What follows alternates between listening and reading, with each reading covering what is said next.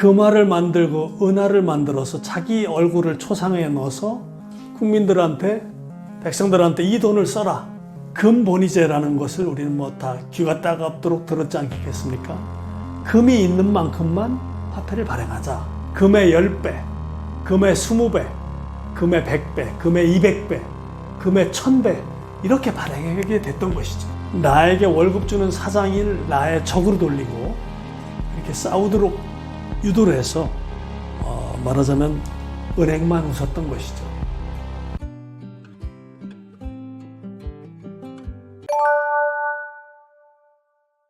처음에 수렵시대라면 사슴 한 마리를 5일 걸려서 잡고 7일 동안 식량으로 나눠 먹었겠죠. 그 다음에 활을 개발해서 3일 동안 사슴을 쫓아잡고 5일 동안 나눠 먹고, 나중에 총을 개발해서 하루 만에 잡고 뭐 이틀에 나눠 먹는다든가, 그 다음에는 냉장고를 개발해서 조금 더 오래 보관하고 나눠 먹었겠죠. 그것을 굿도 보고 떡도 나눠 먹던 시대라 이렇게 표현하겠습니다. 화폐 경제에서는.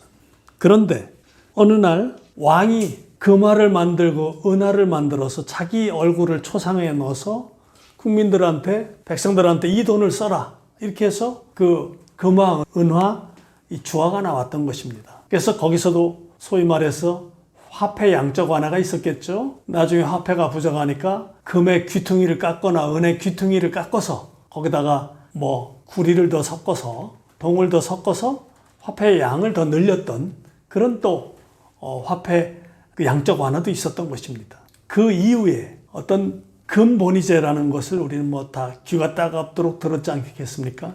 금이 있는 만큼만 화폐를 발행하자. 그래서 이 돈은 언제든지 가져가면 금으로 바꿔준다 하는 그런 시대가 있었습니다. 그래서 그 금을, 지구에 한정된 금을 캐서 그걸 보관할 데가 없기 때문에 금세공사들이 그 금을 보관하는 금고가 있었기 때문에 금을 갖다 맡겼습니다. 그러면 그 금세공사가 금을 감정하고 이 금이 얼마가 나한테 맡겨져 있다라는 그 보관증을 써줬습니다. 그래서 그 보관증이, 금 예치증이 시장에서 화폐 역할로 돌기 시작했던 것입니다. 지폐의 효시인 것이죠. 그러다 보니까 시장에서는 금 예치증을 갖고 서로 거래를 하고 금을 찾아가는 사람은 몇 사람 안 됐습니다. 그러다 보니까 금이 약 8% 정도만 있으면 더 이상 찾아가지 않는구나. 그렇게 해서 스위스 바젤에 있는 세가라는 그 BIS 세계 예탁 결제기관이죠. 그 BIS 그 룰에 의하면 지금 현대 은행의 지급 준비율이 8%가 정해진 겁니다. 그게 효시입니다. 금 예치증은 금을 맡기고 찾아가지 않는 확률이 약 8% 이상은 찾아가지 않더라. 그렇게 해서 처음에는 금 있는 만큼만 발행하다가 금의 10배, 금의 20배, 금의 100배, 금의 200배, 금의 1000배 이렇게 발행하게 됐던 것이죠. 그러다가 그거조차도 금의 1000배를 발행해도 화폐가 부족하게 된 거죠. 그것은 화폐를 누군가 축적해 놓았기 때문에 그 화폐가 돌지 않아서 그런 것입니다. 그렇기 때문에 제가 주장하는 그 화폐를 얼마 이상을 축적해 놓고 얼마 기간 동안에 쓰지 않는 돈은 이 화폐 제도에 폐를 끼치는 거기 때문에 페널티를 징수해야 된다. 그게 노화하는 돈, 감가상각하는 돈입니다. 그렇기 때문에 그 화폐를 돌지 않는 화폐 때문에 다시 또 화폐를 발행하고 화폐를 발행하다 보니까 미국의 화폐는 지금 현재 부채가 38조 달러고 세계적인 국가 부채, 개인 부채, 기업 부채를 다 합쳐서 약 315조 달러, 우리나라 돈으로 42경이라는 돈이 지금 부채가 발생한 겁니다. 그래서 제가 생각할 때는 이 화폐 축적에 대해서는 어느 정도 사유재산 제도 하에서 소유 한도를 어느 정도까지는 인정해주되 어느 정도 넘어가는 돈에 대해서는 뭐 한 달에 1%든 25년마다 한 번씩 다시 재평가를 하든 어떤 형식으로든 시간이 지나면 감소하는 방법으로 해서 화폐를 축적하는 그 양이 최소한도로 하고 화폐가 시장에서 돌도록 하면 이렇게나 많은 화폐를 발행해서 화폐가 휴지가 되는 일은 발생하지 않겠죠. 그래서 지금도 800년이 지난 오늘날에도 마그나 카르타는 기초 위에서 우리는 살고 있습니다. 그렇기 때문에 우리가 화폐에 대해서 말하자면 어느 정도 시간이 지나면 얼마 정도를 감가상각하도록 해서 화폐를 좀 소비하도록 하자. 화폐를 한 달에 얼마 정도씩 말하자면 넓게 해서 이 화폐를 좀 소비하는데 이렇게 해서 화폐를 좀 유통 속도를 높이자. 이런 것은 우리가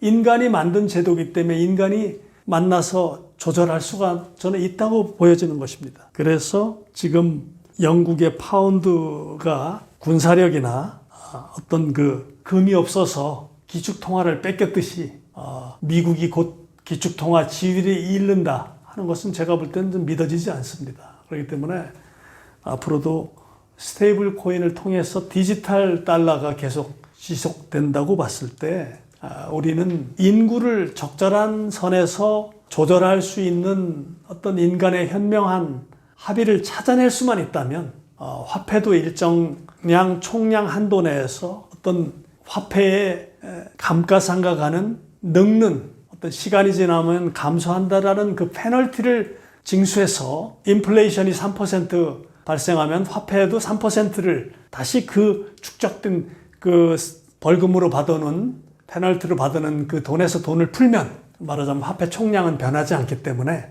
화폐가 휴지가 되는 일은 없을 것이다. 이렇게 저는 화폐 축적에 대해서 이렇게 개선점을 주장하고 있는 것입니다. 피하식별은 삶의 현실입니다. 누가 적이고 누가 나의 편인가. 군대만 그런 게 아닙니다. 그런데 마르크스는 우리 대중들한테 말하자면 시선을 딴 데로 돌려놓은 자본주의의 간첩이라고 저는 보여집니다. 이렇게 주장하면 제가 엄청나게 마르크스 경제학에 대해서 세상에 그 박사 논문까지 쓴 사람들이 수천 명일 텐데 제가 이렇게 감히 주장할 수 있는 것은 말하자면 1944년도까지 마르크스는 반산업주의자였었습니다. 반은행주의를 가졌어야 되는데 마르크스는 우리의 시선을 딴 곳으로 돌려놓은 것입니다. 우리를 마치 자본가가 우리의 잉여노동을 착취해서 가로채는 것처럼 우리를 딴 곳으로 시선을 돌리게 해서 마치 나에게 월급 주는 사장을 나의 적으로 돌리고 이렇게 싸우도록 유도를 해서 말하자면 은행만 웃었던 것이죠. 그런데 노벨상까지 받은 그 프레드릭 소디라는 사람이 있었습니다. 이분은 은행은 상업의 지배자이며 통제자다.